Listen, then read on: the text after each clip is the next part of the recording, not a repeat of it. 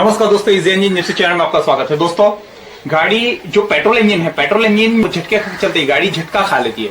तो झटके खा के चलती है तो मोस्ट प्रोबेबल कॉज क्या हो सकते हैं, क्यों ऐसा होता है? एक्चुअली क्या होता है कि जब भी हम एक्सीलरेटर गाड़ी को देते हैं तो उस टाइम पे थोड़ा आपको हेजिटेशन फील करेगा कि गाड़ी में समथिंग कुछ तो रॉन्ग है, गाड़ी एक्सीलरेशन बराबर कर नहीं रही है, गाड़ी जो स्पीड है, पिकअप है, वो नहीं कर रही है।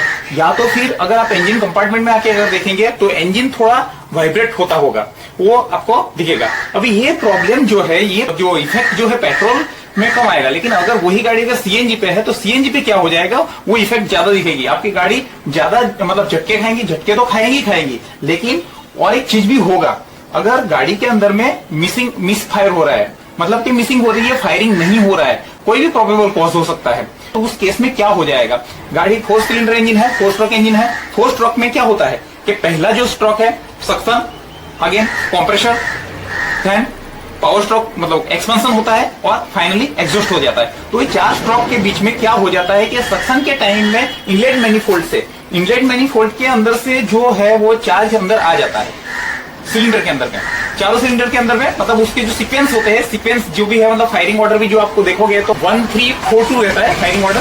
तो वो फायरिंग ऑर्डर के हिसाब से वो उसमें फायरिंग होता है। लेकिन अगर कोई सिलेंडर के अंदर में वीक फायरिंग हो रहा है या फायरिंग नहीं हो रहा है तो उस केस में क्या हो जाएगा कि सक्शन के दौरान जो चार्ज है वो तो अंदर चला गया। अब अंदर तो स्पार्क तो होने वाला नहीं है। जब वो कंप्रेशन होगा, वो चार्ज पूरा प्रेशराइज हो चुका है, अभी इग्निशन होना चाहिए तो पावर स्ट्रोक बनेगा। बाकी के सिलेंडर में हो रहा है, जो सिलेंडर में नहीं हो रहा है उसमें क्या हो जाएगा कि वो चार्ज कंप्रेस्ड बन के पड़ा रहेगा। अभी वो एक्सपेंशन स्ट्रोक तो ले लिया, पावर स्ट्रोक तो ले लिया, बाकी के सिलेंडर वर्क कर रहे हैं तो क्या हो जाएगा कि बाकी के सिलेंडर अगर वर्क कर रहे हैं तो अभी ये जो कंप्रेशन वाला चार्ज जो है वो चार्ज एज इट इज रहेगा। अगेन एग्जॉस्ट स्ट्रोक के बाद जब सक्शन स्ट्रोक क्रिएट होगा तो सक्शन के टाइम पे वो चार्ज जो है, वो सिलेंडर जो सक लेने की जगह पे वो चार्ज को बाहर फेंक देगा, बाहर धकेल देगा और एक फाट से आवाज आएगी। आपका एयर फिल्टर का जो पाइप है वो बाहर निकल जाएगा। तो ये क्या हो जाता है कि मिस फायरिंग हो रही है, वहां पे फायरिंग हो नहीं रही है, तो proper combustion not take place inside the engine, that is the main cause.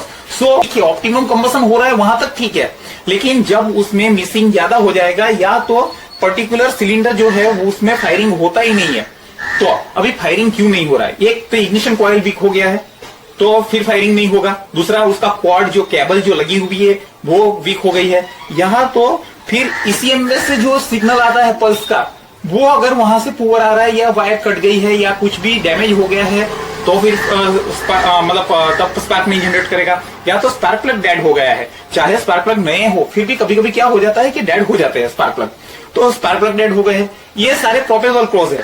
Another side से अगर देखेंगे, फ्यूल वाला सिस्टम अगर देखा जाए तो फ्यूल पंप नहीं वर्क कर रहा है या फ्यूल पंप प्रेशर नहीं बना रहा है या तो पार्सली फ्यूल डिलीवर कर रहा है, तो उस केस में क्या हो जाएगा, लीन मिक्सचर बन जाएगा। दूसरा क्या हो जाएगा कि अगर जो ये इंजेक्टर के ऊपर में फ्यूल का जो प्रेशर बना रहता है वो 3.5 kg के आसपास रहना चाहिए, उसके ऊपर का जो प्रेशर है वो रिटर्न वाल्व जो रहता है, रिटर्न वाल्व से वो फिर से अगेन रिटर्न हो जाता है पेट्रोल टैंक के अंदर। तो क्या हो जाता है कि जो रिटर्न वाल्व जो है वो भी अगर पास कर गया है, प्रेशर बराबर हेडर के अंदर बन नहीं रहा है, तो भी फिर यही प्रॉब्लम आएगी। तो इस केस में हो जाएगा। अगर फिर बाकी के सेंसर और एक्चुएटर्स जो भी है वो माल फंक्शन करते हैं तभी भी इस टाइप की प्रॉब्लम आती है। लेकिन एलएलएफ अगर करेंगे, लुक लिसन फील, वो चीज अगर हम देखते हैं गाड़ी के अंदर में, एक तो लुक मतलब कि विजुअल इंस्पेक्शन करेंगे कि भाई गाड़ी का जो है कुछ अंदर में मतलब कंडीशन क्या है, कंडीशन मॉनिटरिंग करेंगे। अगर गाड़ी नया ही है तो उसमें फिर सेंसर के कोई इश्यू नहीं आएंगे, नहीं बहुत चांस है उसके सेंसर का इश्यू नहीं आएगा। अन्यथा एक चीज हो सकती है, अपार्ट फ्रॉम दैट क्या हो सकता है कि अगर कहीं चूहे ने वायर कट कर दिया है या कोई बाय मिस्टेक कोई सॉकेट लगाना रह गया है तो उस केस में वो सेंसर वाला इश्यू हो सकता है। अभी रही बात एक्चुएटर्स की, तो नया गाड़ी है, नया गाड़ी के अंदर में एक्चुएटर्स मतलब एक्चुएटर्स के अंदर में क्या क्या कवर हो जाएगा, जो इंजेक्टर्स है वो हो जाएगा, इग्निशन कॉइल है वो हो जाएगी, स्पार्क प्लग है, ये बाकी के जो भी है कंपोनेंट, उसमें भी फेलियर के चांसेस बहुत पुअर रहते हैं। लेकिन क्या हो जाता है कि कुछ मतलब सर्टेन ऐसे प्रॉब्लम कभी क्रिएट हो जाते हैं, कभी हम बैटरी रिप्लेस करते हैं तो बैटरी के हायर एम्पियर की बैटरी अगर डाल दी है तो उस केस में क्या हो जाएगा, इग्निशन कॉइल के अंदर में जो एम्पियर्स है 12 volt that is common, okay, but ampere is a different. अभी अलग अलग कंपोनेंट को जो ऑपरेट होने के लिए जो डिजायर एम्पियर चाहिए वो एम्पियर के वो बराबर वर्क करता है।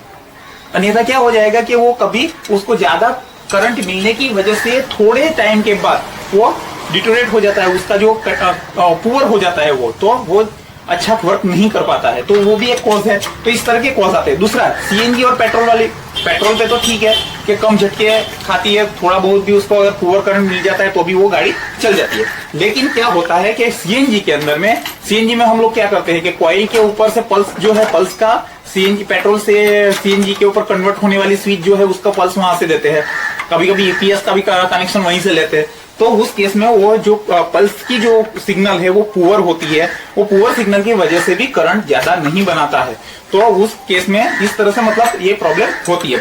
अभी ये गाड़ी के अंदर में बाकी सब तो ओके है, मैंने ऑलरेडी चेक भी कर लिया है। लेकिन अब मुझे इसमें जो इग्निशन कॉइल है, स्पार्क प्लग है, कोर्स है, वो चेक करना है। अगर इंजेक्टर्स चेक करना है तो इंजेक्टर की तो already easy engine Gypsy channel के ऊपर में एक वीडियो अपलोड है कि इंजेक्टर के ऊपर में एक स्क्रू ड्राइवर लगाना है और टिक टिक टिक टिक आवाज सुननी है, तो आपके इंजेक्टर्स ओके है कि नहीं पता चल जाएगा कि इट इज वर्किंग और नॉट, उसको सप्लाई मिल रही है कि नहीं वो चेक हो जाएगा।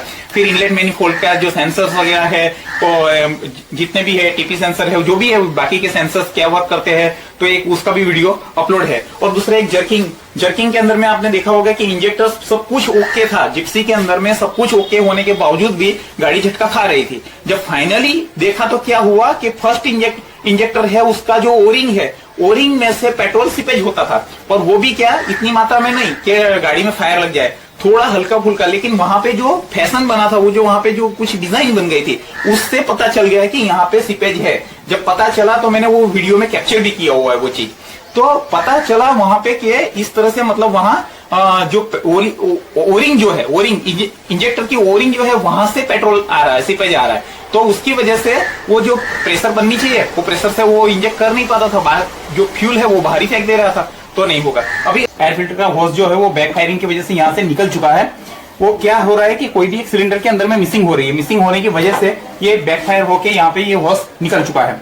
तो दोस्तों ये प्रॉब्लम इसमें है, गाड़ी झटका खा रही है, गाड़ी झटका खा के चल नहीं रही है। इसके लिए मैंने ये डायग्नोसिस किया कि जो कॉइल है, कॉइल रिप्लेस किया, एज वेल एज ये जो भी है यहाँ पे ये कोड वगैरह रिप्लेस किया, स्पार्क प्लग रिप्लेस किया। अभी भी ये प्रॉब्लम जो है वो सॉल्व नहीं हुआ है।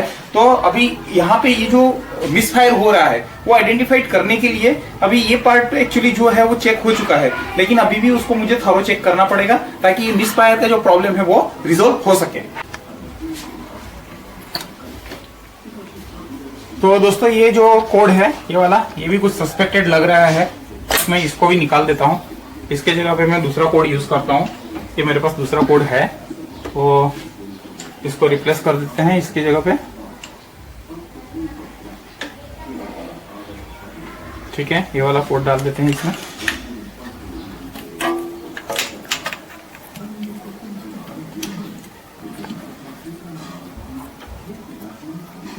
ठीक है,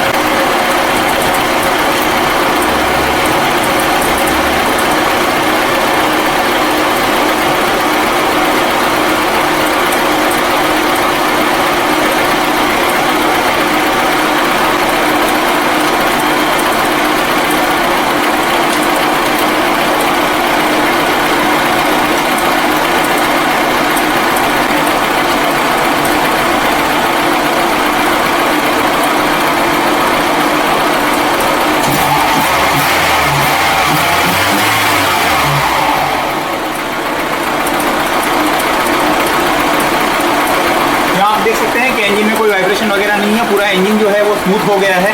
इसके पहले जो था वो गाड़ी जो आइडियल रनिंग में बंद हो रही थी, इसमें जो बैक फायर होके ये वाला जो होस है एयर फिल्टर का, एयर फिल्टर होस निकल जा रहा है। अभी इसमें क्या किया दोस्तों, इसके जो एक कोड था और as well as spark plug, वो उसको रिप्लेस कर दिया। और आप देख सकते हैं कि यहाँ पे प्रॉब्लम जो आइडेंटिफाई होके ये प्रॉब्लम रिजोल्व हो चुका है, इम्प्लीमेंट हो चुकी है दोस्तों। और यहाँ पे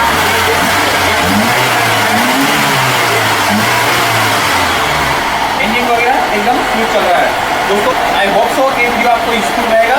और ये गाड़ी जो झटका खा रही थी वो प्रॉब्लम मैंने इस तरह से आइडेंटिफाई किया। सबसे पहले मैंने इग्निशन कॉइल वगैरह उसको जगह से रिमूव किया, ये केबल वगैरह चेक किया, स्पार्क प्लग रिप्लेस किया। क्योंकि दोस्तों क्या है, क्योंकि इसमें जो पल्स की वोल्टेज आ रही है ECM से वो एग्जैक्टली बराबर मिल रही है। यहाँ पे क्या हो रहा था कि ये जो स्पार्क प्लग जो है, स्पार्क प्लग ओवरहीट होके वो बॉडी के साथ ही स्पार्क कर दे रहा था। तो यहाँ पे जो मिस फायर का मतलब चांसेस बढ़ गया था, वो कहीं पे भी फायर हो रहा था। तो ये चीज़ जो है वो इलिमिनेट हो चुकी है। और आपका दिन शुभ रहे। धन्यवाद। जय हिंद।